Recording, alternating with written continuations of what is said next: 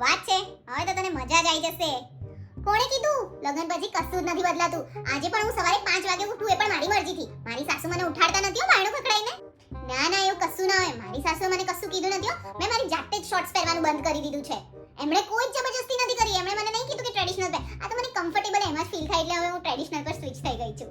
ના ના, કોણે કીધું? મને તો મારો મી ટાઈમ મળી જ જાય. એ સુઈ જાય ને એટલે મને મારી 15 મિનિટ મળી જાય. હું એમાં મારી વેબ સિરીઝ જોઈને સુઈ જ જાઉં છું. એ તો ઘરની બહાર પગ જ ના મૂકે જ્યાં સુધી હું નાસ્તો બનાવીને ના આપું. એટલે મારે નાસ્તો તો બનાવીને આપવો જ પડે સવારે. ભલે હું મોડી સૂતી હોઉં. તને ખબર છે આજે તો સન્ડે છે અને એમને મેં કહી જ દીધું હતું કે હું સવારે વહેલા નહીં ઉઠું. તું બિલીવ નહીં કરે, હું 6:45 ના ઉઠી છું ને એટલું ફ્રેશ ફીલ કરું છું ને. મારી સાસુ તો બિચારી મને કહે છે કે હું તમને 24 કલાક વાળી બાઈ લાઈને આપું, પણ હું જ ના પાડું. આપણે શું કરવાનું આખો દાડો? હું તો બોર થઈ જાઉં યાર, એટલે મેં જ ના પાડી. અને તું શું કહે છે ફ્રેન્ડ્સને ટાઈમ ના મળે?